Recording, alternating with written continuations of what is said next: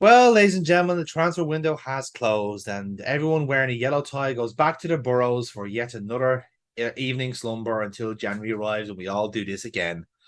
Womp womp. Oh, it's so sad. Everyone, all the in the knows go back to their hibernation where they just simply post out aggregate fucking hot takes and memes about the newest signing from the team you hate the least. Exactly. David Ornstein goes back to his coffin of earth, nailed into his coffin of earth from his constituency, you know? I did find it weird that he always sounds a bit like Vincent Price, but I thought that was just a coincidence. He's a very So deathless, ageless look of him. that's what the athletic money does to you. Yeah, Um, sure. yeah, don't you know it? So, while we're here, we're gonna do what every self-respecting content creator about football does, and we're going to give our honest grades on everyone's transfer window business from all the clubs from A to Z. Of course, we will be focusing on the ones that are like centered on A mostly. We're going to spend too much time on that, and then we're going to rush through the second half of it because we realize we're like 2 hours into the fucking show. But we'll try and keep to a pace, but no promises. But as we often tend to do on this, Neil, we're going to start off with Arsenal. So again, we're going to just give ourselves our snap judgments on how we thought the window went, and we just agree on a grade from there. So, it is all courtesy of Transfer Market. So, blame them if they had their facts wrong. So, in terms of outgoings, yeah, the biggest outsale was Guendouzi going to Marseille permanently. You had Lucas Torreira going to Galatasaray, Bernd Leno to Fulham, Mavropanos staying at Stuttgart, making his loan permanent. Got a few free transfer deals then. Lacazette going home to Leon for a free, and Hector Bellerin doing the same thing, going to Barcelona for free on deadline day, no less. And a few loan departures as well, making that to Hampton, Pepe, to Nice, Runnerson to the Turkish league, and a few others as well, like Pablo Mari going to AZ Monza to presumably drive Ferraris for a living, and Nuno Tavares going to Marseille. In terms of the arrivals, not Celerem many. Balogun as well, going out to Stade Rennes as well. Oh, that's actually not a bad move either. Oh, Yeah. the two of them have ripped it up. Hmm. Balogun's like on like 4 goals already, and Wow. Tavares is on three. So Barnes is left back, so how does that work? exactly, it's great. It's absolutely fucking crazy. Yeah. Yeah, the two of them absolutely been ripping up trees there. In fact, Yes. funnily enough, the first game they played was actually against each other's team, and Love they it. both scored. I think Ren beat fucking Beat Marseille, Ren didn't won they? like Yeah. four. Yeah, beat Marseille like 4-1 or the other way around. It was a 4-1, and they both had scored in it. So That's the literal the Royce Lewandowski meme there, isn't it? It's like we both scored, yeah. huh? Yeah, so it's actually pretty crazy. Those two have all really hit the ground running with their Hmm. loans. So Indeed. So in terms of the actual arrivals, you acquired the young winger Marquinhos. No, not that Marquinhos from Sao Paulo. Possibly get in the first team at some stage, considering his progress in the under 23s.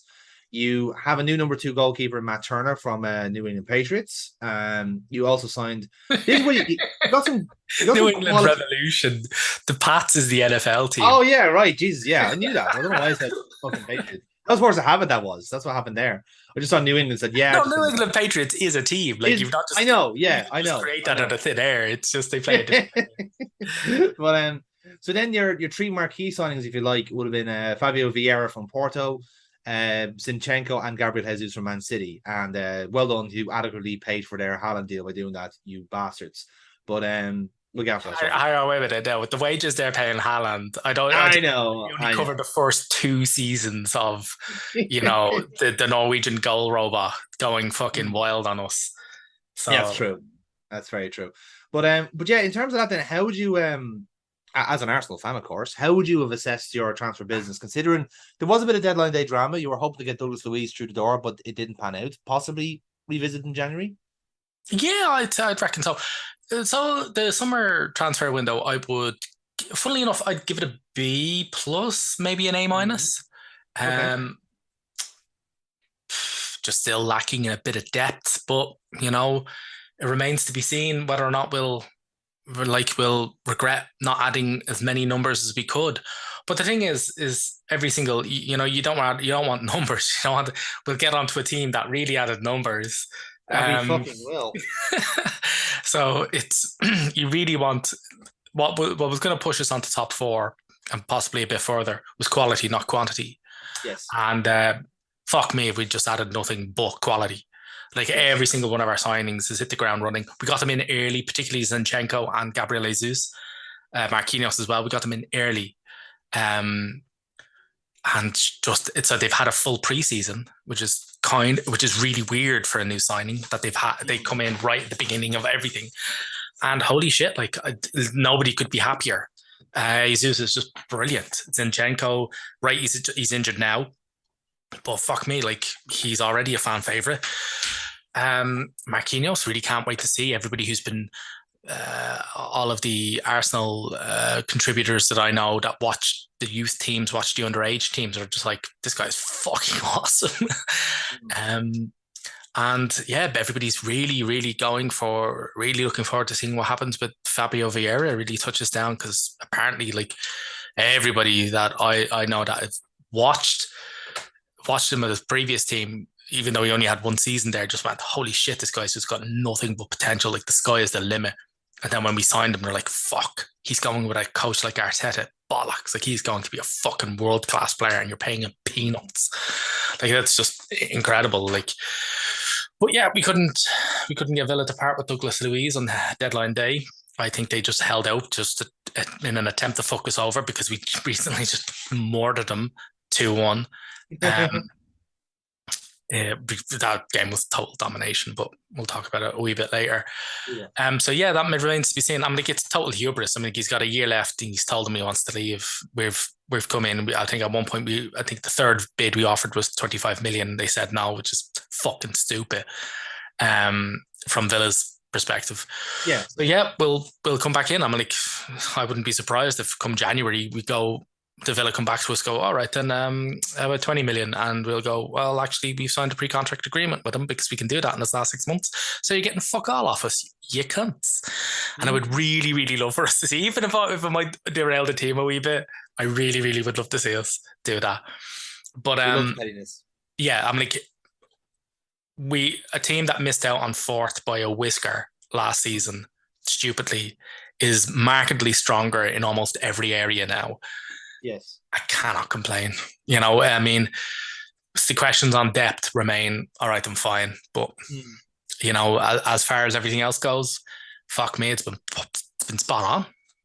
Yeah, like it's interesting you mentioned about it in every department because one name that kind of escapes this transfer arrival thing, but kind of feels like a new signing is Saliba because he's just slotted back into your defense so well, and he's been just a vast improvement than what you've had. Now, I've given out about Arsenal so far, like recently having just way too many centre backs and needing a way to play them all. Now, I think you've done quite well trimming the fat lately. You still have maybe one or two you might need to part with, but a lot of them are on loan now and they've been sold off since January. So yeah, that's starting to slim down and look a bit more sensible. But now that you have Saliba in, it looks a lot better, you know. Saliba's brilliant. He's already got his own song. He's already scored his first goal, and what a fucking goal! Nothing beats stroking the top bins from outside the box with your left foot. Absolutely. But when it comes to defenders, like we've only got the team up here now. We've only 8 defenders now on our books. Yeah, which is Tierney, White, Gabriel, Magalhaes, Saliba, Holding, Cedric, Tomiyasu, and Zinchenko. yeah. So actually, you know, to be honest with you, you, more balance than it was though, because at one time it was like 12. Like there was way too many. It was 12, and like you couldn't field any of them, like, no, you know, because they were bollocks, and the ones that were good were injured. But now every single name in that list now is a quality fucking player, and I lost all of them. Vast improvement, yeah. Oh, so yeah, I think we're set on B plus then for Arsenal. Is that a fair assessment? Oh, actually, to be honest with you, I'd go with an A minus. You know, I mean, like, you can't account for teams holding out, like being obdurate pricks like what Villa did. I reckon it'd probably be a full-on A if we'd managed to get Luiz. And to be honest with you, we only really went in for Luiz because Elneny picked up a severe injury. So you can't really account for shit like that, you know? So I wouldn't really mark him down too badly for something that you just couldn't account for. And like, had we bought Luiz, everybody'd be like, all right, then, you know, you want to relax in the midfield. because initially the primary focus was in central midfield. It was Yeah. another wide forward to take the load off Saka. So Mm. Yep, that's fair. That's fair. We move on into Aston Villa then, if we're going alphabetically. So again, departures wise, the biggest sales, if you will, was Matt Target going to Newcastle, staying at Newcastle permanently. So that was made. That was about 17 million worth to Aston Villa. The I suppose the other one would have been the this like ridiculous deal for Carney Chukwuemeka, who like it says here that the deal is worth 18 million, but like there's a lot of add-ons and sell-on clauses that it could be worth 30 million to Villa in the end. So which is insane considering the lack of senior appearances he has. But again, the potential buying Chelsea was buying a potential this season, which I think we'll discuss a good bit when we get to them. A few fan favorites are gone, namely Trezeguet. He's gone to Trabzonspor, Turkish champions Trabzonspor, no less. And Anwar El Ghazi has gone back to Holland to play for PSV. Then we had all these kind of fringe players like Burton Traore out on loan to Istanbul, Courtney House and Keaton Davis to Watford, Wesley's gone to Levante. A lot of dead weight, really. Conor Hurricane's gone to Derby on a free as well. In terms of arrivals, then, decent arrivals on paper. Again, we'll discuss the grades now in a moment. Philip Coutinho's deal was made permanent from Barcelona. Diego Carlos was a massive marquee signing from Sevilla, brand new centre back. Again, we know how that went, unfortunately. But another low key one was Boubacar Kamara going from Marseille on a free, which was we thought at the time was a fucking hell of a steal. Then we had a couple of loan deals. Then after that, so two deadline deals. Leander Dendoncker has arrived from Wolves, and Jan Badnarek has come in from Southampton on a loan.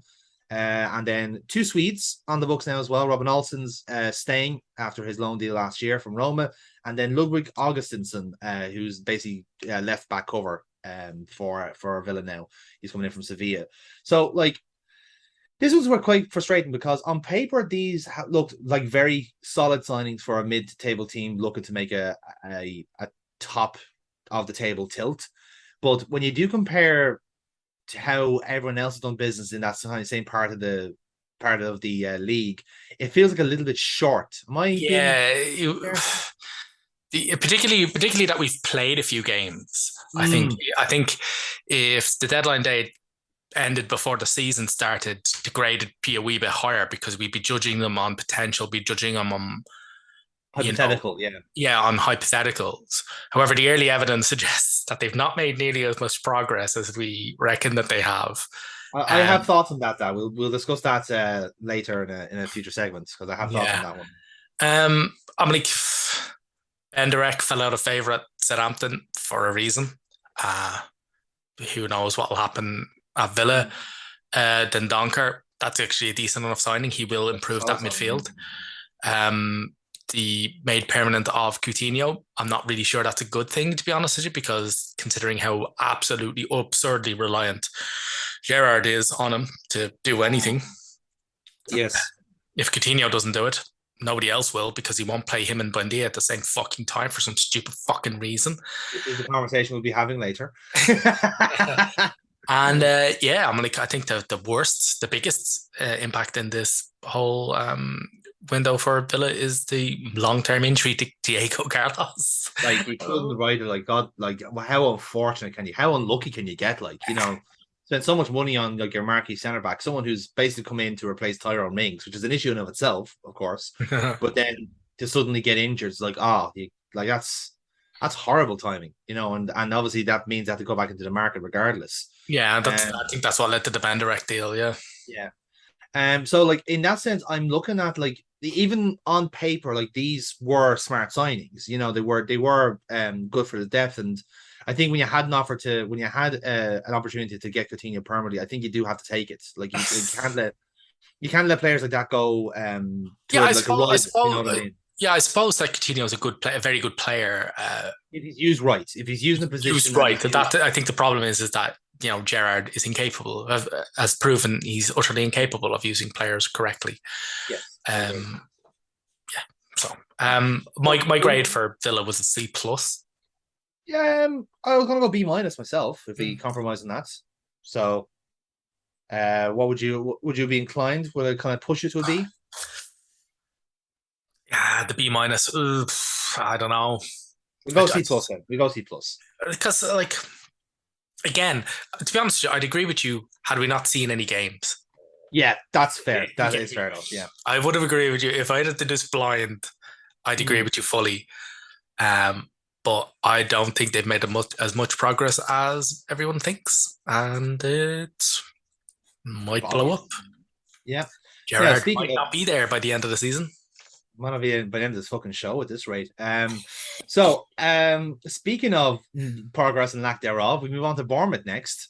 Very quiet window from their standards, but there have been reasons for that apparently. Who knew? Major departures, I suppose, would have been Robbie Brady leaving. He arrived on a free deal last season anyway for the promotion tilt, so he's gone to Preston now. Gary Cahill was released. Again, I mean, it's not as if you want an experienced centre back going to the Premier League or anything like that's just fucking crazy talk. And a few other squad players are gone as well.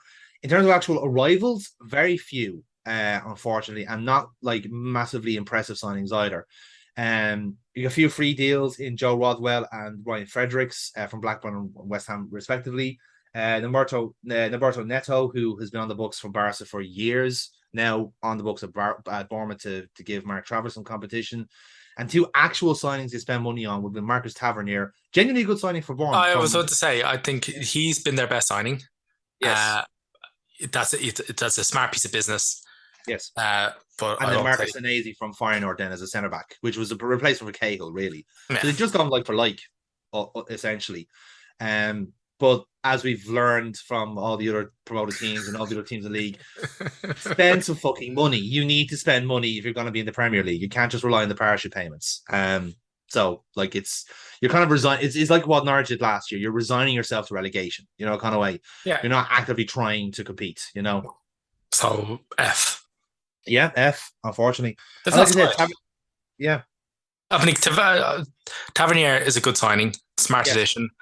And I think basically they swooped on him and will probably be selling him off in a year or two. They'll definitely be selling him off when they get relegated. Because even at this early stage, considering how many times Bournemouth have been utterly ripped to pieces, he does look like a very tidy player. He will be picked up by another team. 100%. They'll be making money on him. That's it. Yeah, no, that's fair. No, I think that's understandable.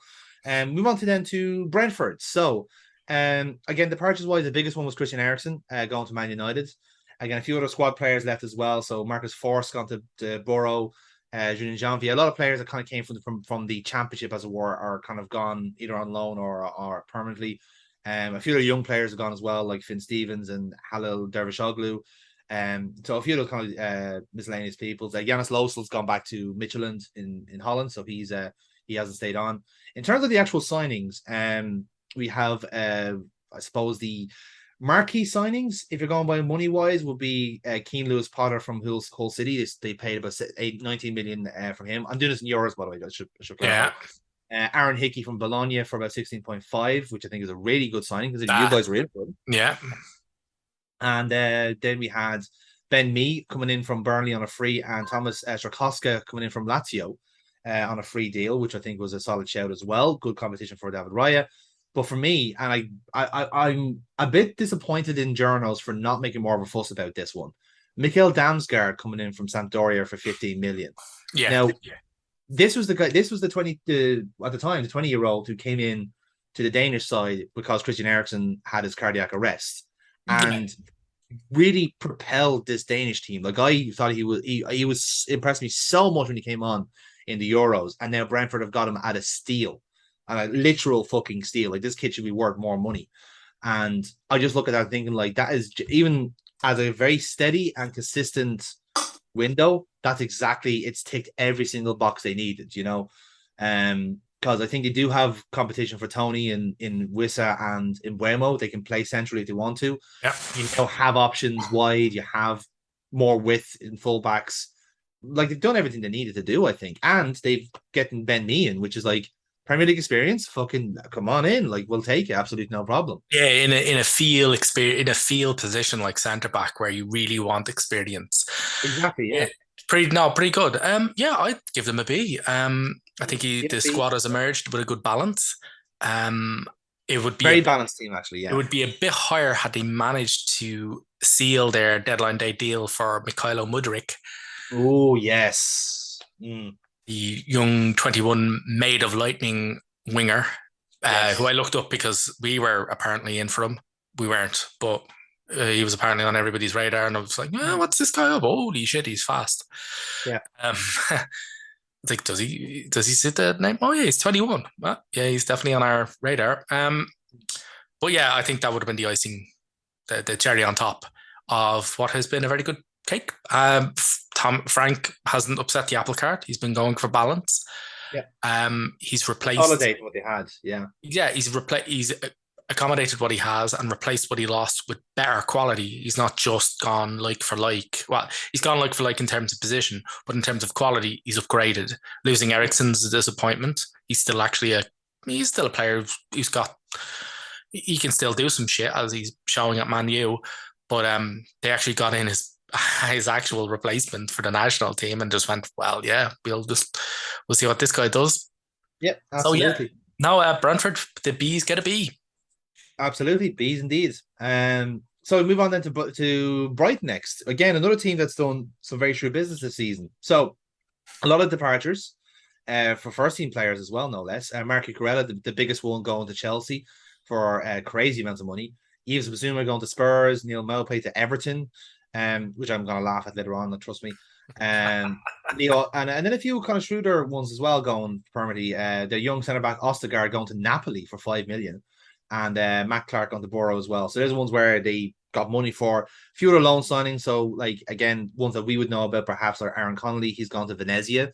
If you don't know that team, that's the team with the nice jerseys. Um, and Shane Duffy has gone to Fulham on a loan deal as well, and a few other players like some of the young players that again we probably should be paying more attention to now, because going by their transfer program lately, these are the ones we need to pay attention to apparently. So, we'll talk about that though when we get into it. So, in terms of actual arrivals, then, I suppose again they've been doing a kind of a thing where what Chelsea did with Vitus Arnhem. They have a Belgian team called USG that they tend to loan their players to first to bet them in and then send them out. So like Moises Caicedo and Dennis Undav would be examples of that. So Undav has now come in to replace Maupay, let's say, and so forth. So in terms of arrivals, then you've got Simon Adingra, who come in from Northland, I believe, and he's been loaned out, so he won't be playing. Billy Gilmore coming in deadline day, which I think was a fucking great signing for Brighton. Very sneaky, very Great clever signing for signing. Gilmore as well, because I think Yes. it's unfortunately very obvious that he was just not going to play any ball for Chelsea ever, like almost every single youth player ever Yeah. for Chelsea. And appropriate enough, they also signed Levi Colwill from Chelsea as well as a replacement for as part of the Cucurella deal. Mm-hmm. Another one they've signed is Julio Enciso, who hasn't shown his face just yet in the first team, but I know he's only 18, so there's high hopes for him. As well as the actual marquee sign will be Pervis Estupian, who's the replacement for Cucurella from Villarreal, and he already looks just as good as Cucurella. They have replaced him immediately. But again, it's the players they've had in the system a year beforehand, the likes of Moises Caicedo, Kitoma, the Japanese players have to come on for a sub, and he just comes in and starts wrecking shit. It's like, holy shit, where are these players coming from? Where are they scouting? Like, give me the Brighton scouts. These guys are good. They're Yeah, just yeah, finding no. gems everywhere. The Like, a B plus for Brighton from yeah, me. 100%. People were thinking, oh, they're getting their starters from. I'm like, they did really well last season. It was I think it has to fantastic be year. like the reason why the pillage was almost on at Brighton was because they did so fucking well. Yeah. Um, in particular with Chelsea just throwing all of the cash at them for Cucurella, Mm. strapped to one of their youth team players. But Potter's just taken it all on the stride and gone, all right, then we've got this windfall, let's use it. And Yeah. they've really strengthened.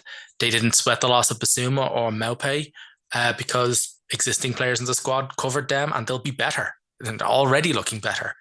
Although Maupay doesn't really set the bar too high, but Basuma, he's got some skills with his head. So Mm. yeah, and yeah, you can't really go past Estupian, um, because he looks the business. He looks like another player they're going to be selling off for 70 fucking million, probably to Chelsea. So the last one didn't work out, but we really like the look of this guy. Yeah, Cucurella will go and wreck a ligament or something like that. They're Yeah. going, if you got any, oh fuck it, yeah. But even then, like this is also this is why they were confident in selling the likes of Basuma and Maupe because like for some I don't know what Graham Potter has done, but like Danny Welbeck has come back as so much a much better player. Just even this preseason alone, he looks so much more fitter. And again, we know it's Danny Welbeck. I know he has trouble with his injuries, but at least there are options now they can pick. They can pick Undav. They can get Enciso in from the U team or whatever it is, and they have players who can ball into that system. They didn't need Yves Basuma in the end because they have Moises Caicedo ready to go Yeah. and they have Katoma now following him. So that succession is already in place. It's insane, that level of planning. And now Billy Gilmore coming in, who I think is a fucking great signing because for me, like I don't think Gilmore himself has changed that much as a player. I think just his reputation has dropped a lot because of Conor Gallagher and because the loan to Norwich was a shambles, quite Yeah. honestly, because of his injury as well. So the Yeah, but fact that you look at that, you look at that Norwich team, and yeah, good luck getting the tune could out of them. anybody really look good then? But that's just it. Like, yeah, that's the thing. But in any case, so that's Brighton anyway. So again, good business lads from Brighton. Yeah, I So fully expect Gilmore to kick on there. To be honest with you, I hope so. I Potter's hope going to so. place a lot of faith in him. Going to talk the boy up. We get his confidence back. He knows that Gilmore's going to be a confidence player, so we'll get his confidence restored, and he'll kick on there. That'll be a brilliant signing for him.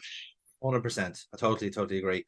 Then we go to Chelsea, who have been one of the busiest in the window, both arrivals and departures. Well, they Departures have wise, been the busiest. They've spent more money than any team ever in yes, history. they have. It's ridiculous, and we'll get onto that.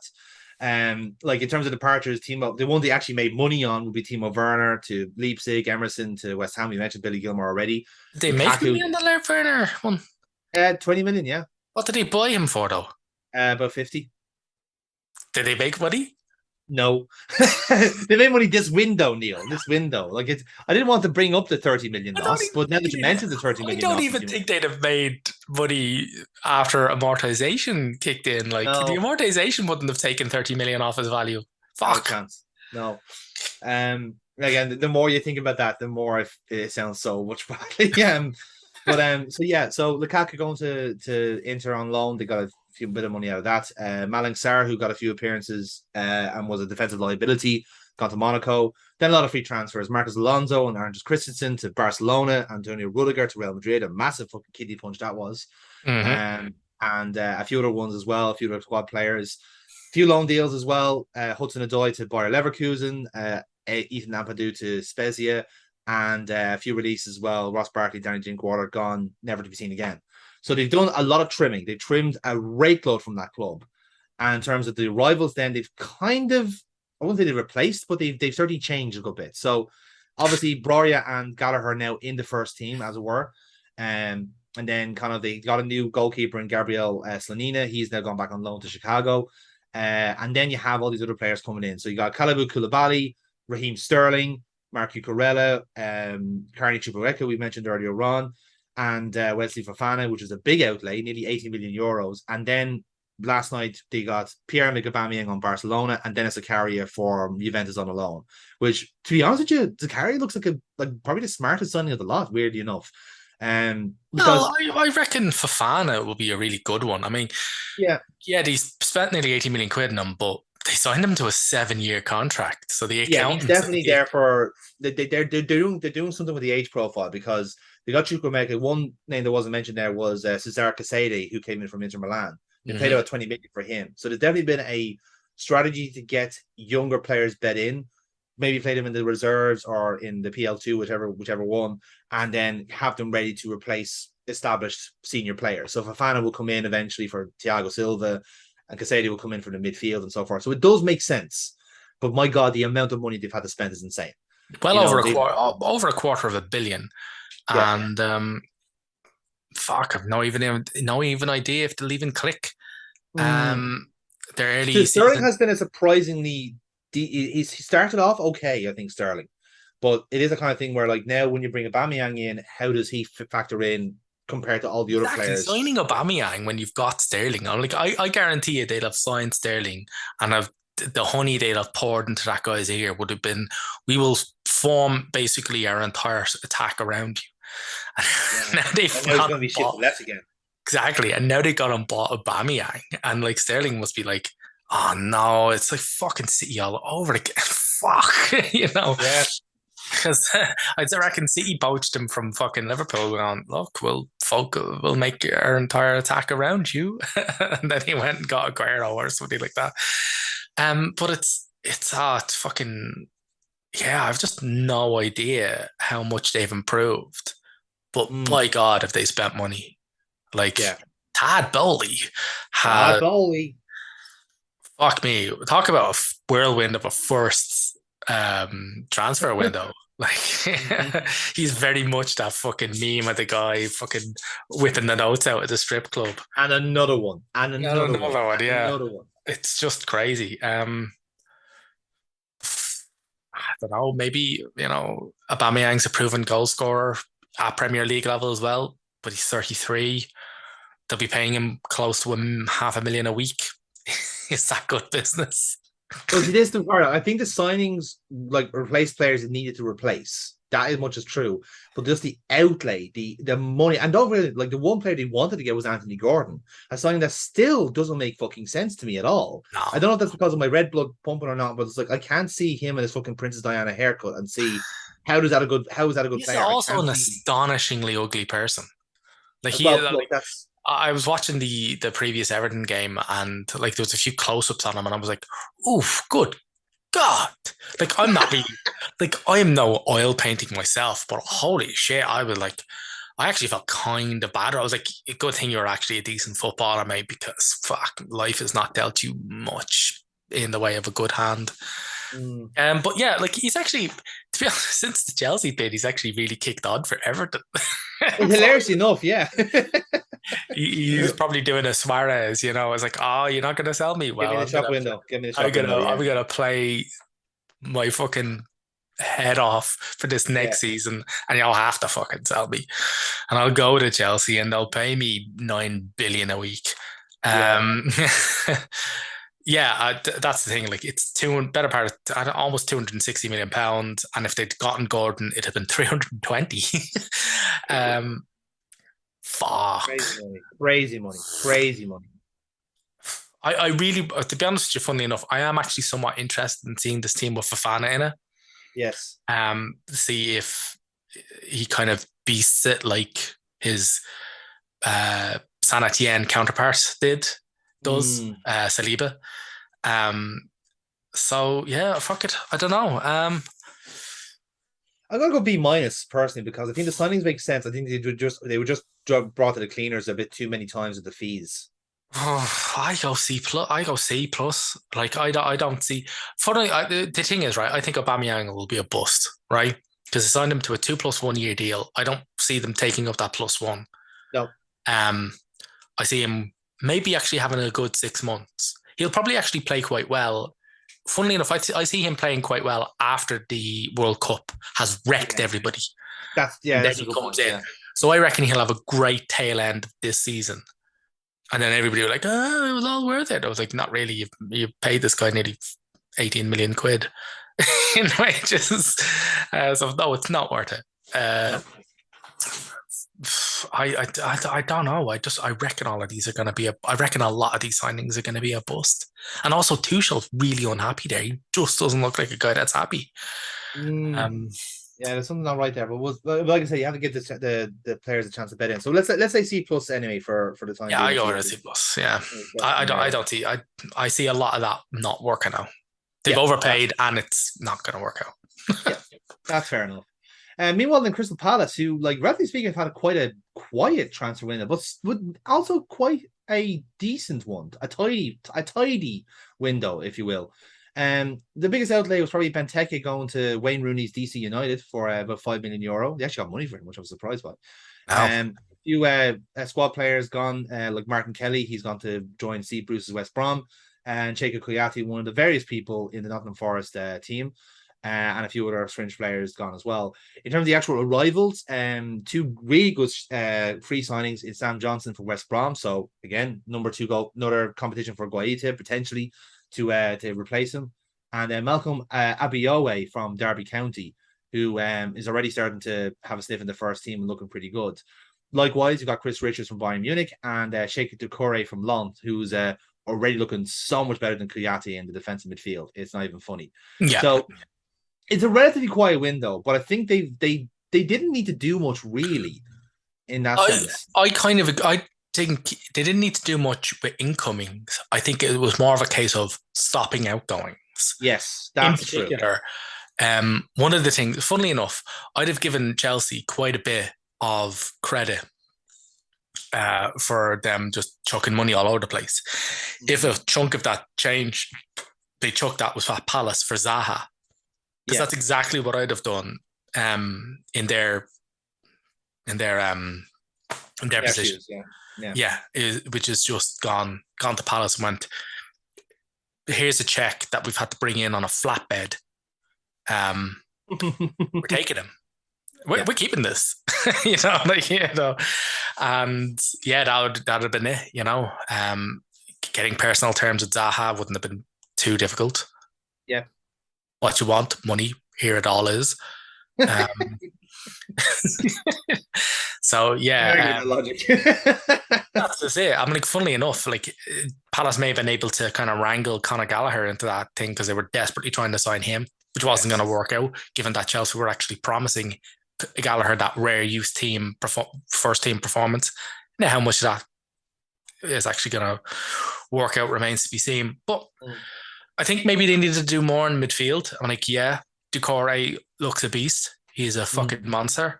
But he's kept that core together of Eze, Zaha, got into Doucouré, who's wonderful foil for both of them. So no, I go with a B- on this. I think Vieira has done well. I think he did need to do more in midfield, but I think it was more of a case of I need to stop the pillage because I've got something really good here. And unfortunately, everybody can see that I've got something really fucking good going on here. That's the kicker for me, is that if they did lose someone maybe not Zaha, but if they lost someone like Eze or Elise, that's the then thing. The project starts to fall apart a bit. Yeah, or Tyler Mitchell, even someone like that. Yeah, if they've lost Eze, I'd have been no, straight D. Fuck that. It's or not even work. even actually Joachim Anderson, someone like that, because he's added so much to their game just by starting to do the quarterback passes. Those fucking long balls, fucking killing us. Yeah, same with Liverpool. They really did a number on us, Sorry, let's move on to Everton then. Again, a curious case of the Evertons here for this transfer window. Their only big sale really has been Richarlison now to Spurs for about 58 million euros. Then a lot of their fringe players gone out only on loans, crucially. Except for two in Cenk Tosun gone to Besiktas and John Kenny to Hertha. They're about free deals. But Gabamin gone to Trabzonspor, Dele Alli to Besiktas, Andre Gomez to Lille, and Fabian Delph out to the Wild, and Gylfi Sigurdsson to prison. So you had I really shouldn't have said that. The actual arrivals in, again, for a team who are on the fringes of financial fair play, they shouldn't be spending this much money, to be perfectly honest. They kept the council until James Tarkowski was signed on a free. Then you got the likes of Dwight McNeilin, also from Burnley, for 24 mil. Then Amadou Onana was their kind of number 6 replacement. But here's the logic I can't understand, right? They got their signing 4 midfielders, right? Now, we've been here before, Neil, and I want to say the words Ronald Koeman to you here. We've been here before when they signed too many midfielders in a certain position, right? We've got Amadou Onana, defensive midfield. We've got Idrissa Gana Gueye, central midfield.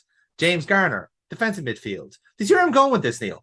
Do you see where I'm going with this? Theme developing. There's a theme. There's a theme.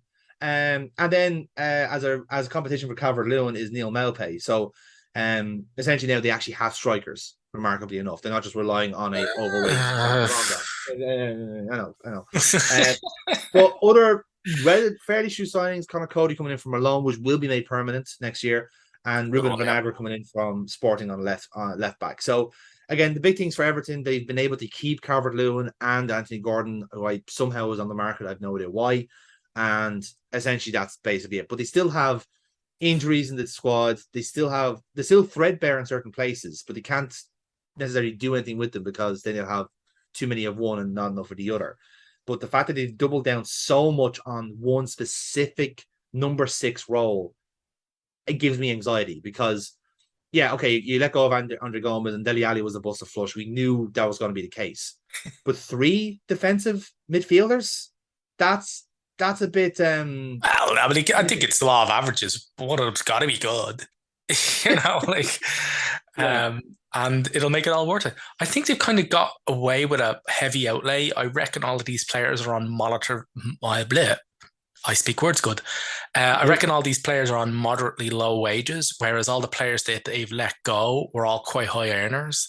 Carlson, So I would imagine, was earning a lot yeah. in the in that, So I yeah. can, yeah, while their initial outlay was probably quite big, I reckon their wage bill has gone down by a fair amount. Now I don't know any. By the way, I'm more than willing to accept being wrong on that. I'm just simply Yes. just trying to put sense to the madness here. I think it's a reasonably kind of positive-ish window for them. I mean, like, their attack is still fucked. Yeah. They're just not going to score any goals with this team. Like They're it's gonna be one of those really annoying teams that it's gonna be like a Tony Pulis version too, where they're gonna eke out games. They're gonna yeah. get a draw or get a cheap win, They've and they'll bought happily do that. they've bought hard into Pulisian football.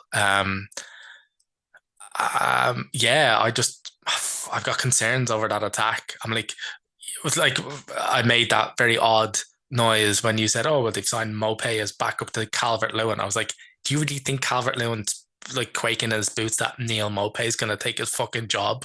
Not a fucking chance. But No, man. that is Like, the theory behind that signing. I understand that was the theory behind it, but it's a flawed theory. Let's be charitable. Fully agree with that. Yes.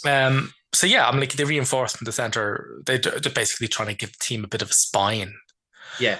and I can't fault them for that. So, and as I said, one of those central midfielders has got to be good.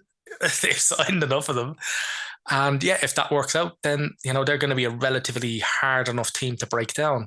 Hmm. Tarkovsky on a free, quite like that one. Well done. Fair Had, choice. you And got, yeah, Connor Cody too. yeah, Cody as well. So got to give him applause for that. Um, I'll go with a C plus on this one. Yeah. Um, because it's positive enough from the back, Yeah. but this is the Premier League, pal. You got to score goals, and Exactly. Yeah. where are the goals in that team? Which, by the Well, way, is this a is refrain I'm going to yeah. be using for a lot of other teams now. No, and you're dead right because like I mean you look at like again in theory if they're gonna be doubling down on defensive players then their counter attack has to be supreme. So obviously that's where Anthony Gordon is getting a lot of love now because he does the one skill he does have is a straight run to goal. Yeah. Now, Dwight McNeil, in theory, is supposed to do that on the opposite side, but Dwight McNeil famously can't score goals for love of the money. I'll say that a day before the Merseyside Derby, where he's no doubt going to score two Oh, goals and he's make it. gonna rifle them over. He's He gonna fucking is. I absolutely. know he is. He's gonna. I can already see it happening. I can But the thing is, actually taste the pure make he's gonna leave on Allison as he yeah, he's gonna. rolls in his third goal for his hat Yeah. trick. Oh god, absolutely. I know it's gonna happen because that's what Put the your universe fucking does. house on Yeah. it. But that's the thing. Like in principle, like again, his goals and assists are not that good. And neither is Neil Maupay, to be honest. Like he's there to be he's replacing Richarlison in being a shithouse, but not as Yeah. a striker, is the best way of putting it. Let's move on to Fulham then, right? So we've been down this road before with Fulham, Neil. Like they are the banter club when it comes to transfer windows. They do weird shit like this, right? Now, I think they did okay this year, to be fair. So they made great money in the Zambo Anguissa deal.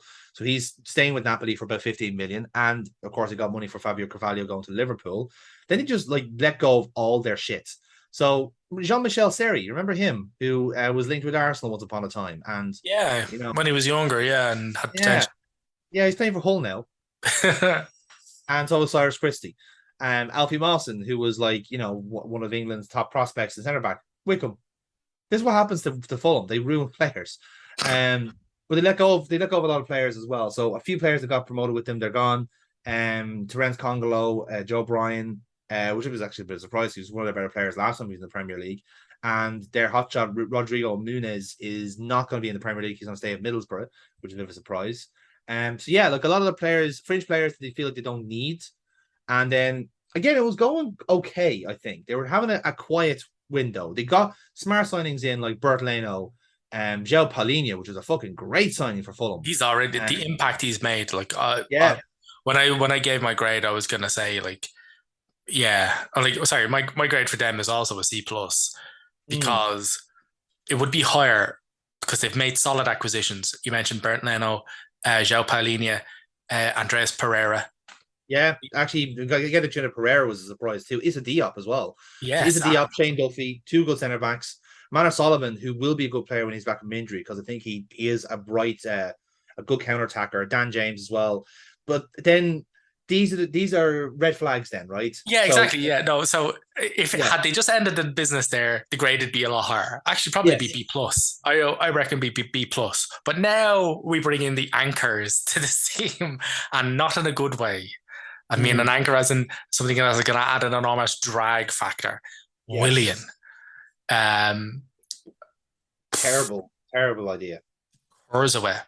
They were going hard in for Justin Kluivert as well at one point, weren't they? Yeah, They didn't but get him now, obviously. he didn't get a work permit because he didn't make enough appearances for Roma. Yeah. You can thank breakfast for that. Yeah. What's like Carlos Vinicus they got as well? Vinicius, yeah, who had a long spell at Spurs and was terrible. Yeah. You know, no Uh, better way of putting it. And Kevin Mbappe was only a decent signing, in fairness. Like he'd be a good, solid right back. But like I said, it was a quiet window, and then they forgot to wear Fulham. They had to make banter signings. They couldn't help themselves. It was like an addiction. yeah. Yeah. So yeah, they had to. It was a mixed bag again. And again, just like chaos at deadline day. Now, Leeds then. Again, a bit of a change for them. Two big departures in Calvin Phillips going to Man City's bench. Sorry, I misread that. And Rafinha going to Barcelona as well. Then a few other players like Kiko Casilla gone to be racing somewhere else. And obviously Daniel James gone on loan. A lot of players gone on loan, to be honest, like Tyler Roberts and so forth. But bigger rivals, really. I mean, this is proper Jesse Marsh football coming in, Neil, because three of these signings are from Red Bull. Um, so you got Rasmus Christensen, who statistically was the best right back in Europe last season. So he's coming from Salzburg. Brendan Aronson, who was like the player they're trying to get in last year from Salzburg. He's been their marquee signing.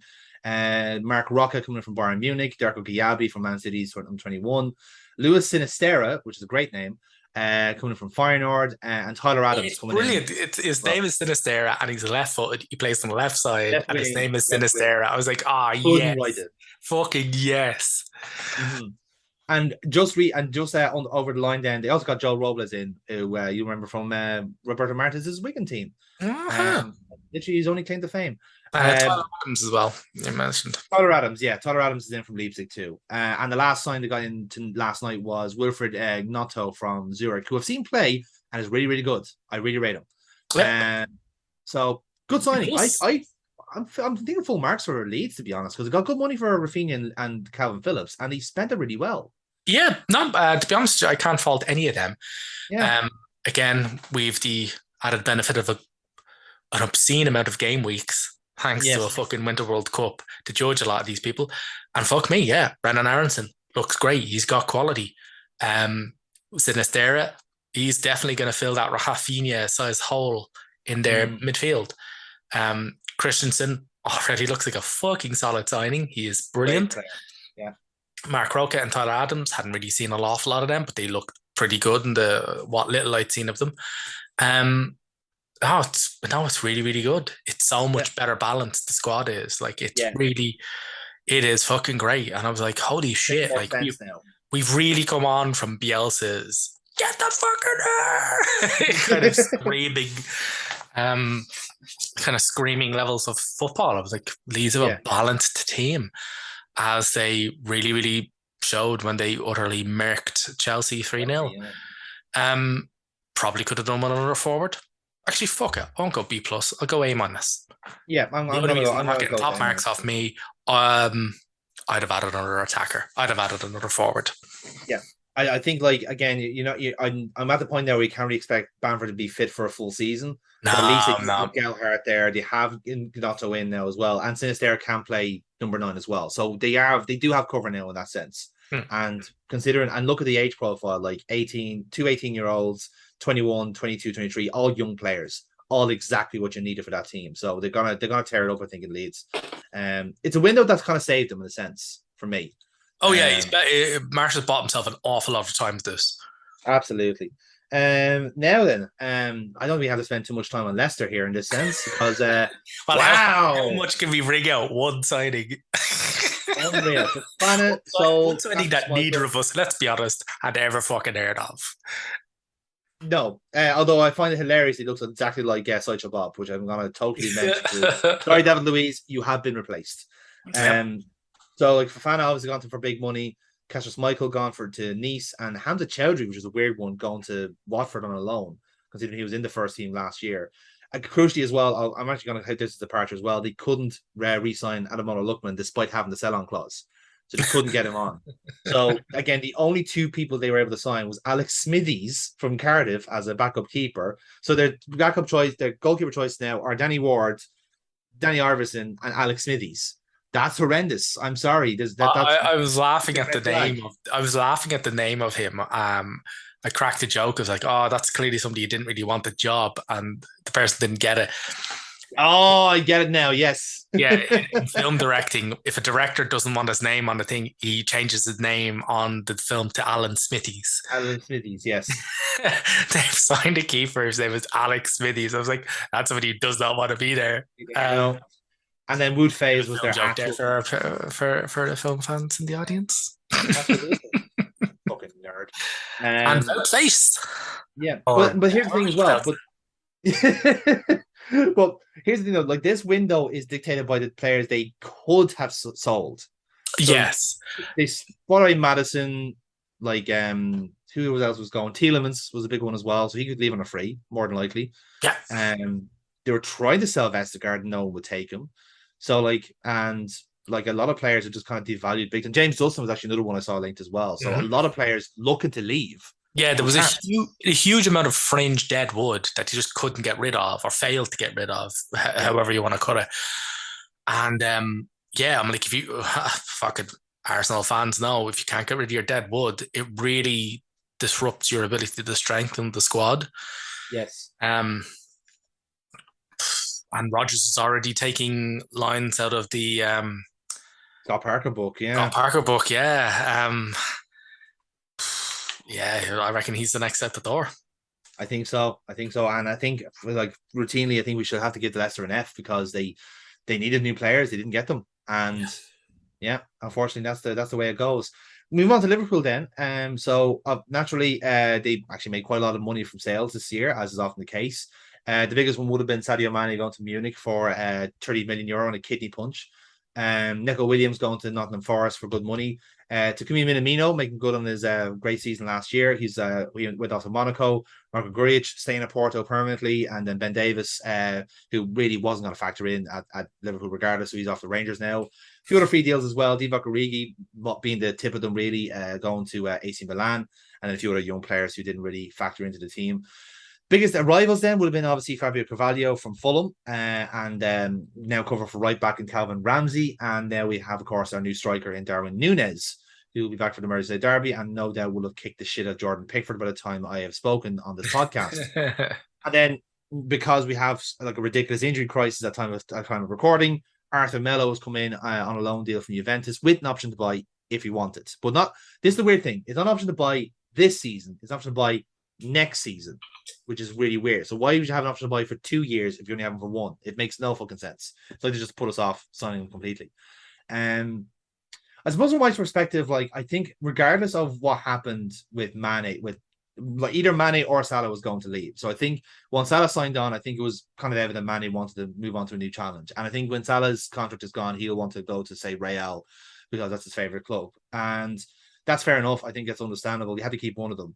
At least from my point of view, like I think having Carvalho and Elliott kind of fills a few gaps in terms of like players coming in because like Klopp does want to give players pathways into the first team, and considering Carvalho scored a winner in midweek, those pathways are evident. The trouble is that we're in that point of the transition. We're right in the middle of it. We can see that there are problems. We can see where there's massive issues, and we're not dealing with them. But the reason we're not dealing with them is because if we commit to midfield signings this summer, we're going to lose out on perhaps the biggest signing we're going to make in 10 years next season. I'm talking about Jude Bellingham there. So like we can't overcommit now because we need to save the money and we need to basically reserve the parking space, if you will, for Bellingham. And if he doesn't go, then we're kind of fucked because we already missed out on Chimene this year, which was I think was a massive, massive blow. They weren't expecting him to go to Real. So when that happened, then you're thinking, right, we're kind of boned here, especially now that every midfielder we have now, bar Fabinho and Milner, are injured. And even then, Milner is like one thread away from a hamstring blowing up for the end of his career. So we're in a tight spot. And I think Arthur coming in on deadline day was a very, very good shout. I think he'll do a job for us. And look at if he turns out really well and he puts in some great performances, there's an argument to keep him on because let's face it, Ox and Cater are not staying this summer. They're done. They're gone. So we will need midfielders next season regardless. I think the theory of Darwin Núñez is good. I think that's just going to take time to bed in, especially with the sending off. He would have bet in by now and he would have started bullying people left, right, and center. I think he will get there at some point, but I think the process is going to be slower than we're hoping, if that makes sense. Like otherwise, like our window was grand, but again, when you look at the midfield, you're thinking like you could have stocked up, but when you have to accept like we are trying to make a space for next year, and that's the frustrating part is that we feel like we're being a bit too slow. You know, like all of our midfielders growing old at the same time. We should have done something about that now, but we didn't, and we're kind of living with the consequences of it. So I'm gonna say C plus for Yeah, Liverpool. I'll agree with that on you. Yeah. I think for one of your games, your midfield three was a 32-year-old, a 35, 36-year-old, and a Yes. 19-year-old. Mm-hmm. Let's go. Do you want to get anybody in their 20s in there, pal? You know? But that's just it. Like that should have been Chouameni. That Yeah. should have been Bellingham. But we're waiting for Bellingham next season. That's the conundrum we have. You know, we don't want So, to do that space up now. You know. yeah, no, yeah, that's just it. Like, you sometimes you gotta spend that cash, you know. Yeah. Unfortunately, Exactly. like, and I suppose maybe Bellingham might have cost you a wee bit more than what he would next season, maybe. But you know, getting him in now, you'll give him a full year, a full season. Yeah. You know, fuck it. You know, I'd be It has probably its tempted with them. Like, you know, you'll get into the England team if you're playing for Liverpool. very true. Very You know, true. Like ultimately just kind of resigned us to accept this is a transitional year and we're not going to go for the league. is This is Bellingham what this team needs, though? Or do you want to wait until later for that? Have I just, yeah, it's a very good question. It's a I've very very opened that good can of question, which worms now. we'll Yeah, discuss later on. Yeah, yeah. We'll do that now. We'll do that later on. We'll do that later. Yeah, We'll do that later. yeah. So, Man City. Then we mentioned a lot of the departures already in Sterling, Jesus, and Zinchenko. So we need to go through all that. But ultimately, it's one of the few windows where they actually made a profit, and they've made 20 million profit from their sales. A lot of their other players, Fernandinho has gone for good. He's gone back to Atletico Paranaense, and a lot of their other kind of squad players are gone as well. Especially in the under 21s, which we'll get to when we get to Southampton. But their big rivals, and they are quite big rivals in that sense, are Erling Haaland from Dortmund for let's say a cut price deal, but we all know the story behind that. Calvin Phillips as well for big money. Sergio Gomez, who's now the left back cover really for the team. He's coming from Anderlecht. They have a new backup goalkeeper, Stefan Ortega. And then on deadline day, Manuel Akanji from Borussia Dortmund, which sickens me because he's a really fucking good centre back. And the fact he's now playing for City kind of irks me. But like I don't know what else to say. Julian Alvarez. And Julian Alvarez, yeah, sorry, that didn't come up there as well. So yeah, Alvarez, really, really good signing as well from River Plate. Like I can only give them full marks in this A plus. Like they've done it up already. No argument here for me. They're fucking awesome, and it's not even just Haaland, who, It's by the way, Alvarez. it's Alvarez and Kanji, like Sergio Gomez as well, who won the silver ball as the under 17s World Cup. Yeah. You know, Akanji's 40 fucking plus caps. Like, goddamn, Alvarez, holy shit, that guy can ball. Yeah. He is fucking brilliant. You can see why they sold off Jesus and Sterling. They didn't need them. They had these two much better players coming in. Did not need them at all. In fact, funnily enough, out of all of the players they've signed, the worst one is hilariously probably Calvin Phillips. Yeah, because he's just there to be the English player. He's there. Yeah, he's Jack Rodwell. He's just there to be the mop-haired English guy. Like, you know, sorry, we've already got Grealish for that. Fuck, I forgot about Grealish. Yeah, they forgot about Jack. They forgot about Grealish because lots of people did because he had a terrible first season at City as he was assimilated by the Borg. Um, Yes. so yeah, but like it's not even just the Norwegian goal robot that they've No. signed, who slotted in 2 hat-tricks in 5 days. At time of recording. At time It of could have got worse recording. by then. Yeah, he'll have somehow managed to score more goals before they play on Saturday. Exactly, yeah. But yeah, no, A Yeah. plus man. I can't fault this at all. Yep. Even their Absolutely outgoings so. were all brilliant. Yeah, I'm they made a loving it as profit. an Arsenal fan. They absolutely made a fucking profit. So Man United then on the flip side of the coin, again, a lot of the departures of actually they trimmed a lot of deadwood from this team, to be honest. Pereira was the only there's only two like deals they made money out of this season, which was Andres Pereira to Fulham and everybody on loan to Marseille. Otherwise, everything are free deals. Cavani to Valencia, Lingard to Forest, Matic to Roma, Pogba to Juventus, Tabith Chong to Birmingham, I think was made permanent. Then you have loans like Dean Henderson, Alex Tellez, Hannibal to Birmingham, Amad Diallo, and Wamata released Back out into the of wild. back in the wild. Then you got the arrivals coming in then. So a lot of players got promoted up to the first team from the 21s. But then you had like Christian Eriksen coming in on a free, Tyrell Malacia to replace Luke Shaw at left back, Lisandro Martinez, centre back replacement, Casemiro coming in from Real Madrid, and Martin Dubravka as the number 2 goalkeeper. And then the marquee sign now is Anthony from Ajax, who I think they've massively overpaid for. But look, Ten Hag like swears by him, and he wants him as an option to compete with Sancho and Martial. So, like, I do genuinely do rate Ten Hag. I think he's a very very good coach. I'm just not sure if any of these signings are actively going to survive the Man United malaise, if that's the right way of putting it. I think they're good signings in theory. They will improve the squad 100%. This is But this another is one of not, those on paper things. Yeah. yeah, like it's like come here, look, but bringing Casemiro into your squad is going to make your squad so much more better. But as you're going to make the point, he's 30. He can only go downhill from here. You might think, you I've know. got words about that Casemiro deal. We'll stick with the good thing. I think Anthony's a superb player. Yes. He's definitely not 80 odd million pounds of superb player. They definitely got their pants pulled down. Um, they got their pants pulled down with Martinez. Yes. Um, only time will tell how they get away with a 5'9" centre back in the Premier League. They've got lucky in the last few games, but I don't know if it's because of They luck or got because they it's got lucky paying in the out. last few games because the teams actually played as a team, and the opposition they've managed to keep the opposition out. They've managed to really play this kind of dogged, gritty style of game where they kill everything. Kind of, it's a Yes. really good. They've been playing really well, and Yeah. also they don't have Maguire on the pitch, and they don't have Ronaldo on the pitch. Well, we can discuss the Ronaldo point. Like, You would know, this have been a better window if they got rid of him? yeah, it would have been, but who the fuck's going to take him? Yeah, Um, exactly. but I think for this, I give him a C minus. I think Malakia is a good one. But to be honest with you, he's only playing these players because he's only playing Malakia because Luke Shaw is so terrible. He's only Yeah. playing Martinez because Maguire is terrible. Mm. And he really is terrible. He really is an awful player. Dubravka, why? You know, I mean, funnily enough, the last two sub goalkeepers have both been usurped by Nick Pope. Yeah. I mean, Henderson was relegated to the number 2 spot by Pope. Same with Dubravka. When is it by Pope? Like, why do this bollock? Yeah, I get you. Why sign 2 players that have been dislodged from the number 1 spot by Nick Pope? Why not Yeah, just buy exactly. Nick Pope if you want somebody to fucking really push the hair? Like, Will I don't know. somebody please sign Nick Pope? Yeah, Um, just fucking sign him. It's not as if Nick Pope won't go to Manchester United. He fucking definitely will. yeah, Um, very true.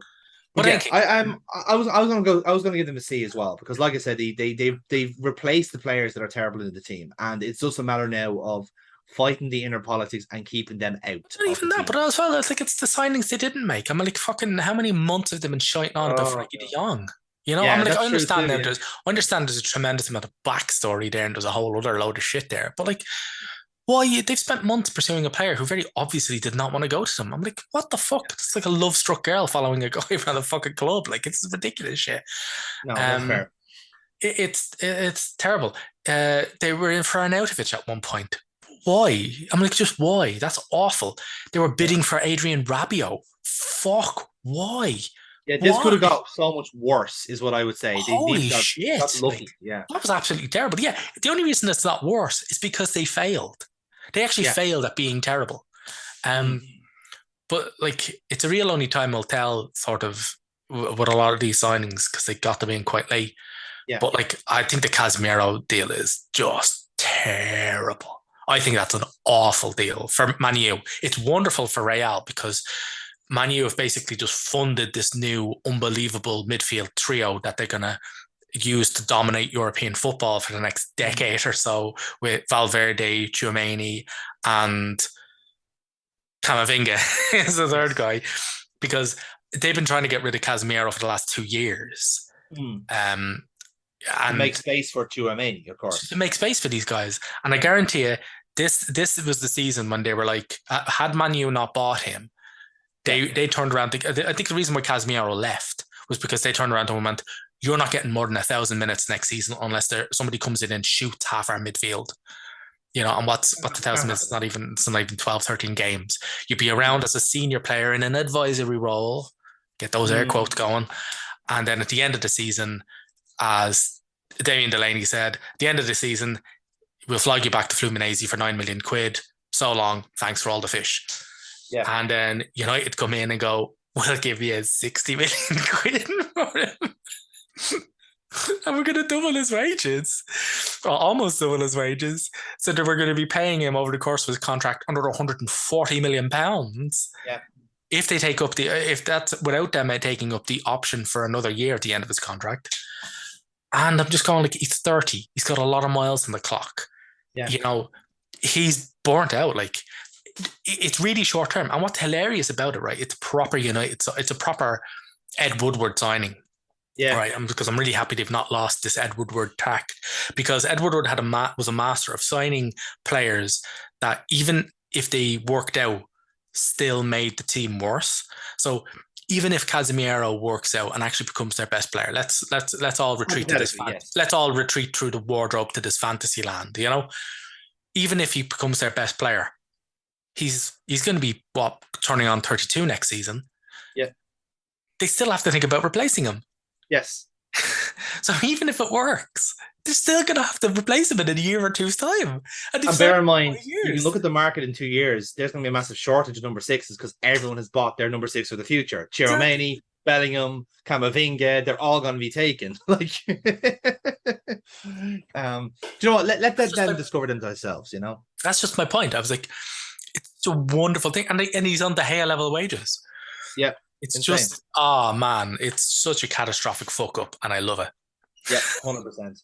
Let's move on to Newcastle then. So again, for a team that's backed by the Saudi Arabian government, and I'm happy to say that on fucking microphone.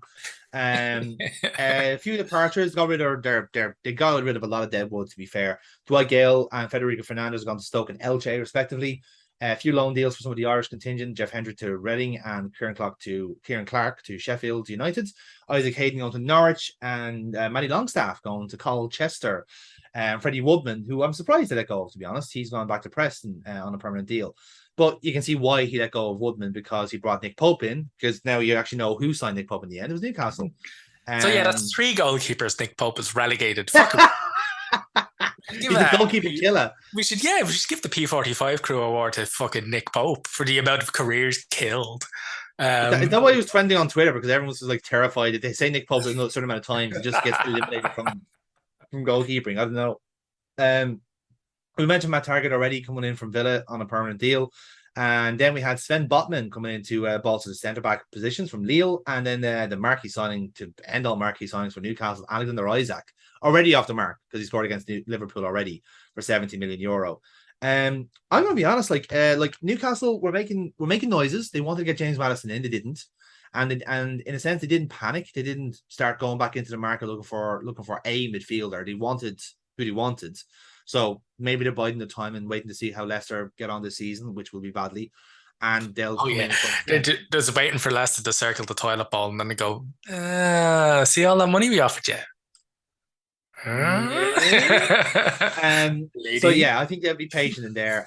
They want the João Pedro from Watford as well. I think they might get the goal from him again because like in theory it's a good shout because then you have like at the moment their attacking three when they're all fit is Maximin, Wilson, and Isaac, which I'm thinking like, oh, if I was a Newcastle fan, I'd be sitting on my hands at the That's moment. umptuous. That's umptuous. Yeah. Now they do still need someone in midfield, but I think they're willing to wait. They're willing to wait to get the right midfielder, which I admire. So in a way, I'm going to give them a B because Yeah. if they got that midfielder, this would be an A. You know? No, I'll go with the B. Pope, fucking superb goalkeeper. I've Yes. always rated him. And he's shown he's been really good in goal for them. Mm. Botman's been really good at back. I wasn't sure of him when they signed him. Yeah. But he's been good. He's been very good. Target's great left back. And Isaac, holy fuck. Mm. Like, I just want, funnily enough, I really want to point out the goal that he scored that didn't count against Liverpool. Yeah. The offside goal, where he ran from his own half, latched onto the ball, smoked two defenders, and then just nonchalantly passed the ball past, rifled it past Allison. And I was going like, Allison's like one of the best foot-on-one goalkeepers on the planet. And just Isaac just went, nah, man, I don't give a fuck. Like, he just the utter disdain he had for Allison was, oh yeah, it was contemptuous. And he just pilfered that ball past him. And I was going, holy shit, he is really fucking good. This guy is really fucking good. I just didn't think he had this level of finishing in him. And I knew he was a fucking top striker because Arsenal were linked with him for so long. So I looked up and people were like, no, this guy's a really high work rate, really great defensively, really gets on the ball. I was like, great. But nobody ever mentioned his finishing. I was like, God damn, he is superb. So yeah, that's going to be money well spent. 100%. There was a thing about Eddie Howe said in an interview that I think somebody, I can't remember the exact question that he was asked, but it was about transfers. Obviously, given it was transfer deadline day. And he was asked about transfers, like, would you have gotten in more? Like, what are your regrets? Basically, I can't remember the exact question. And Howe said, yeah, we would have liked a few more. I reckon, by the way, I fully agree with you. They needed more in central midfield. Yes. But he said something about teams didn't want to be seen to help us or to be seen helping us. I love this narrative. I felt really fucking, I was like, hang on, what? That's a really weird thing. It's not, teams did not want to be seen to be helping us. I was going, oh, Jesus Christ. He's banging the victim drum already. He signed a fucking unbelievable £60 million striker, and he's banging the victim drum. How the fuck can you imagine that? Signing a £60 million striker, like for a club that's owned by the Saudi Arabian government. Will somebody please think of the Saudi Arabian government? Somebody please think of the oil barons. The oil sheiks. Yeah. Yeah, but I'd say, look, in terms of transfer windows, B, absolutely. They've been really good. It's been they can be satisfied with their first window. Yeah, absolutely. Right then, Neil, wish me luck here because I'm going to do Nottingham Forest. So, no, the only department not reading out all 21. Fuck off. I will log off this fucking call if you start fucking reading them. Neil, right? There's 22. What? They're in talks. The hour deal go through? I don't know. They're in talks with Serge Aurier, so there could be 22. It's insane. So like legit, I'm not even like the names are. We've actually the last video we did. We went through most of them. The only ones that have been updated have been Brendan Lodi from Atletico Madrid, Willy Bolly, Loic Bade from Stade Rennais, and Josh Bowler, who's gone out on loan. So those are the 4 new signings. But ultimately, what they've done is essentially have signed 2 players per position, and that's essentially been their system. Which is weird because now, by my maths, they now have 4 right backs, which is a bit fucked up. But look, I don't know what's going on there in the team. Like, I can't make sense of it. There are some signings that are really good, some signings that have no clue who they are. It's hard to say with like when you buy 2 teams worth of players, how does it all shake out? The team you had, yes. Now, granted, now they did say like they were threadbare going into the league season. I don't understand that, but 22 players is a lot, and a lot of them are gambles. Like the ones that come to mind would be Lingard and Gibbs White.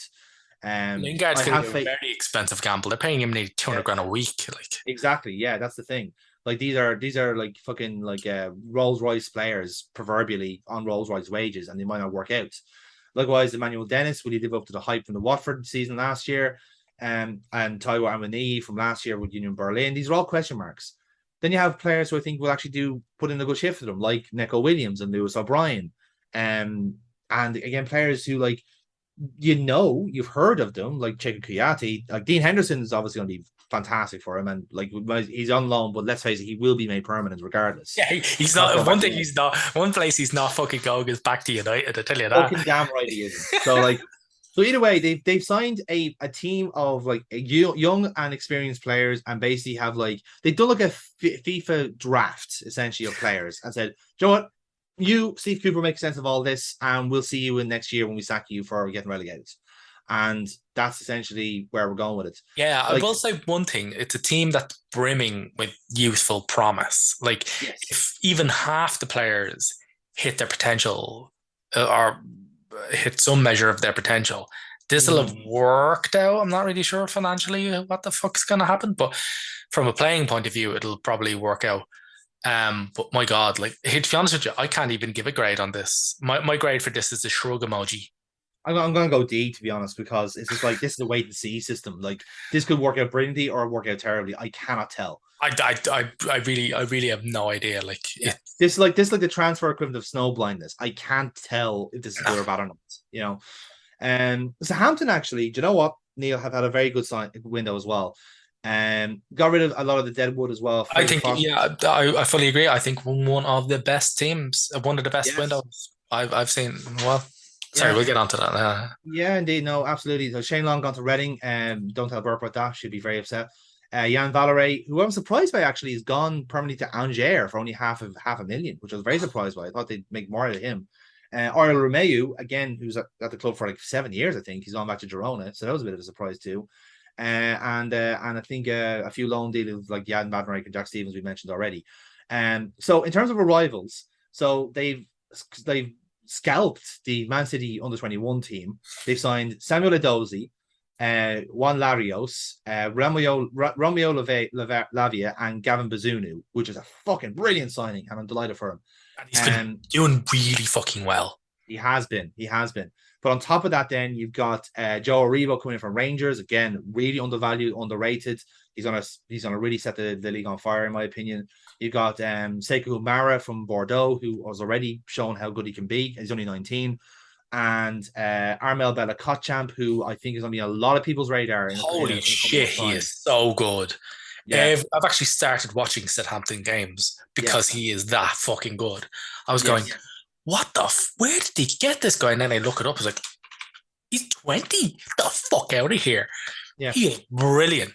He is Van really Dijk good. He reminds me of Van Dijk a lot in the way he plays. Just anticipates everything really well. Very fucking good. He is really so good.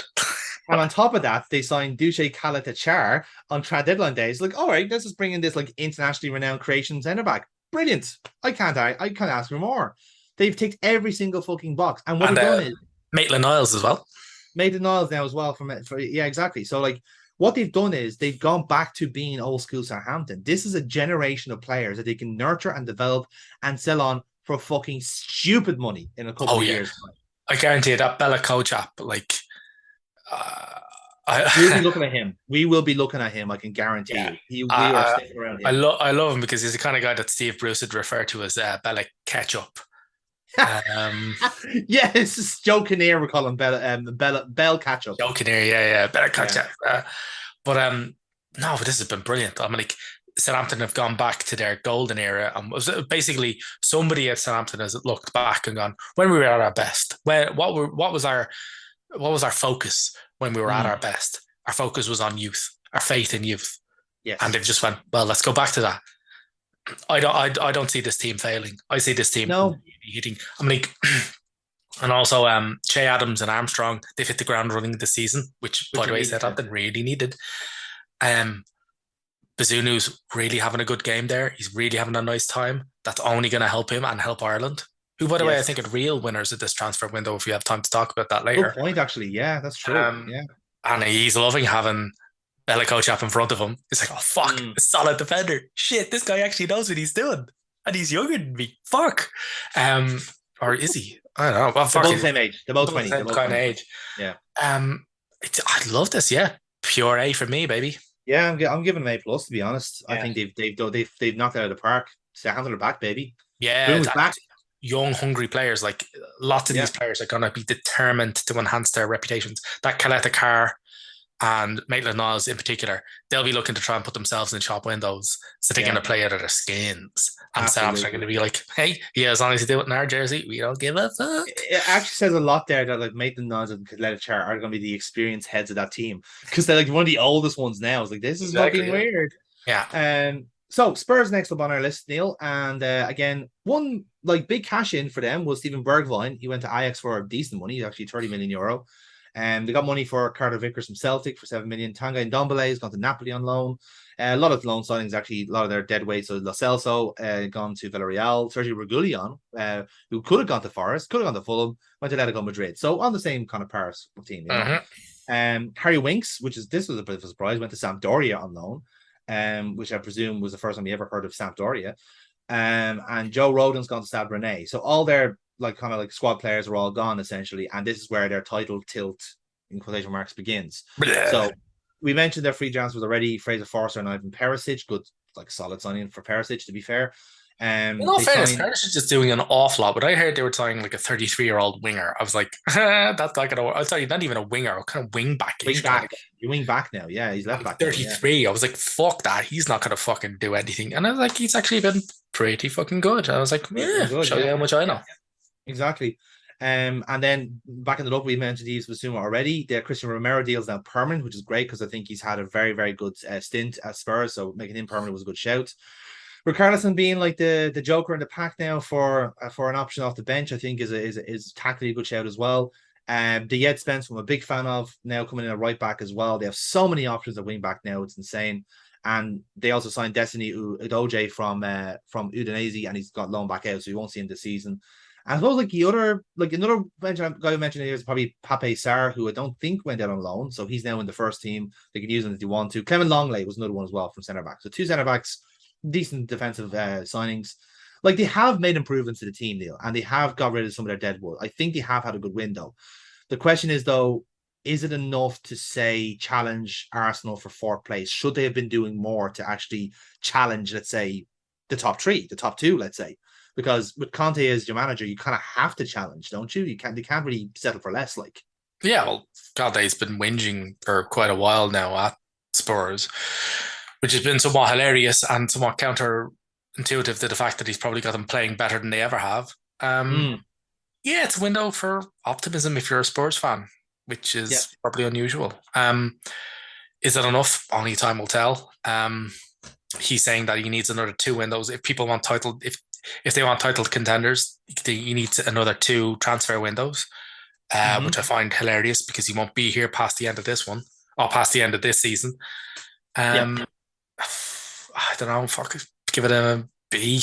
It's actually yeah. I decent think enough. it's a B. Yeah, It's not. I mean, like, you can't reinforce up front in Spurs because you can't really reinforce that front three. mm, Nobody's going to sit around behind those guys going, I'm just going to sit on the bench now. It's yeah. difficult to get good bench players. I get you. Yeah, I But totally get you. I don't know. I just don't really think about them too much. No, that's fair. You try not to. I do try. Next up then is West Ham. So again, Issa Diop was their biggest sale to Fulham for about 17 mil. A lot of free departures actually. Yarmolenko going out to Abu Dhabi to play his game. Ryan Fredericks, you mentioned already at Bournemouth. Arthur Masuaku, who's been a good squad player for some time. He's out of Besiktas this year. And Mark Noble retired to join the Tory party. Then we had a lot of signings actually. Like they signed quite a lot of players for a lot of money. They made the Alphonse Areola deal permanent, which I think was a really good shout from them, to be honest. And because I think when he was playing for them, especially in Europe, I think he was fantastic. And they seem to have their Mark Noble replacement in Phil Downs. So when he starts building the squad, he's going to really stand up and be a good player. Then you got Emerson Palmieri as a left back cover from Chelsea. Maxwell Cornet coming in from Burnley, good signing there. Nayef Aguirre, who in theory great signing, like solid centre back. Then he wrecks his ACL, so he's out for a long time. And then, of course, they respond by signing Tilo Kehrer from PSG, who's just good, in my opinion. Then the two big signings were Gianluca Scamacca and Lucas Paqueta from Sassuolo and Lyon. Massive outlays of money. So they spent the money this season, deal. But the question is, and again, I put it to you as a very important West Ham analysis here: have they improved or have they stood still? I don't Yeah, know why I I said that. mean, I don't know why I said like Joe Devine from the Athletic. I did. yeah, I mean, they have improved. I mean, they needed competition for Mikel Antonio. They've gotten in the quite large figure of Scamacca. Mm. Paqueta is the one that I'm really interested in watching. Um, if he hits the ground running, fuck me, that team's going places. Yeah. Where on the other hand, I don't know, they've still somehow managed to keep a hold of Rice. I have no idea how. Mm. Um, Stupidly, Manu didn't pour any of the vast trillions that they're throwing on waste towards West Ham to go, give us him now, please, please. Yes. Um, yeah, I mean, they're short in midfield. They needed another midfielder, but then so does everybody. Yes. Um, I think that if the signings work out, and I understand that's a big if, but yeah, they've definitely splashed the cash. It's a Mm. lavish window. I give them a C plus. I think this will. Yeah. To be honest, I think Skamaka might not work out, but I think Paqueta will. And I Yeah, think I think one of them is bound to work, and I yeah, think whichever one does will change the team. I think Moisey said himself this year had to be a year where they had to modernize yeah, because a lot of players were starting like Mikel Antonio is like 34 now this year, I think, so he has to he will at some is. stage, you know. So and then Jared Bowen needs better players to work with to kind of keep him in the side, and likewise with Declan Rice, they have to get a more metropolitan team to keep those players in tune. Let's say Yeah, they don't want to decline, so they do make sense. We down this road before with the teams like famously Palace when they tried to modernize and it just completely fell apart. And a few teams that went like Sheffield United comes to mind where they had buying players to change the system and it all fell apart. So they need to be careful with that. But I think there's enough quality in the team to at least sustain it, and we'll see how they do in Europe because I think that'll be the biggest kind of test of that. Um, Last but not least, then Neil is Wolves. So, funny enough, we actually mentioned a lot of the big departures already. Gib White and Docker, Vinagre, Willie Boley, and a few other swap players have gone like Roman Saiz, which I think was a big shock to be honest. I think he was their best player last year. He's gone to Brigitte on loan, and a few other young players as well. So Fabio Silva's gone to Anderlecht for the duration. We mentioned Connor Cody as well. And that's essentially it. A few other kind of like miscellaneous players are gone as well. In terms of rivals, then, they've made the Huang deal permanent from Leipzig, so they had to pay good money for him. Nathan Collins, which I think goes to your point about good window for Irish players, certainly was. They spent fucking 20 million on them. mm-hmm. And Sasa Kaledzic from Stuttgart, who stands at a meager 6'7", and coming in from Stuttgart. Boubacar Traore coming in from Metz on loan as well, and then continuing the striking phase as well. Gonzalo Guedes from Valencia, and Matheus Nunes, who we were looking at ourselves, Liverpool, but he managed to go to Wolves. I don't know why. I don't know what attracts Portuguese players to Wolves. I don't know what it is. It must be the cuisine. And that was their biggest outlay. So again, Wolves have spent a lot of money. And again, it's a question of their issue last year, even though they finished really high up the league, it was because of their defensive system. And now they're trying to change to a different formation and become more attacking, and they've signed a lot of strikers, but very different strikers. You know, like you have Jimenez here as your kind of poacher, Guedes, kind of a white forward, and Kaladzic, who's Peter Crouch. So, how do you balance all those players together? Is what I'm intrigued by. It's a different Wolves side, but they haven't hit the ground running yet. You know. No, they haven't hit the ground running because they've literally only just signed all of them. Mm, Um, yeah, Lage is switching to a four-man backline this season. yes. Which is actually was one of the main catalysts for a lot of the leaving. It's one of the main reasons why they let Cody go. Mm, Um, so Collins has settled quite well, yeah. but the new signings, Guedes, Nunes, and the Slender Man, Yeah. they they don't have a preseason. They were all No. literally only just signed, That's nearly fucking 100 million euros worth of player as well. So they're just starting their betting in, Hmm. and as I said before, we're an obscene 5 game weeks in to the season already. Yeah. Um, so yeah, Lage's adamant that his team's going to come good. Um, and he's trying something. It's a slow burn. They've started slow. They haven't scored a lot of goals. They haven't shipped any either. Mm. So they've kept the defensive noose. So that's a good sign that That is switch a start, yeah. to switch into the 4-man back line, they're not shipping more goals, but they aren't I think scoring. Nathan Collins has had a superb start to his time at Wolves. Like Brilliant. he He's been just fed really in so fucking quickly, like, you know. fucking really good. Yeah. But the thing is, they aren't scoring any more goals. If anything, they're scoring kind of less. And Yeah. that's really bad because the whole switch was precipitated by getting more goals. Because if Yes. you don't score goals in the Premier League, you are fucked. Absolutely. Um, you know what? I'll go with a B because I think Lage Okay. will make it work. It's going to be a slow start. I don't even think they'll finish higher than That's what the they. thing, like, but a lot of the teams in that part of the league have all banked a lot of players, you know, and they Yeah. had to compete. Like, so I, again, I it's not reckon the this. players standing still, I you reckon know. all of this business will come to fruition maybe next season. Maybe, maybe. I think you're right. But yeah, that's our rundown of the transfer windows. Woo! So yeah, you can take the yellow ties out of the way, lads. We'll see you in January for the same one, more the same. Where City season continues. Will Nottingham Forest sign 20 more players? More in the story in January when they're getting relegated. They might not, to be honest. I don't know why I'm saying that.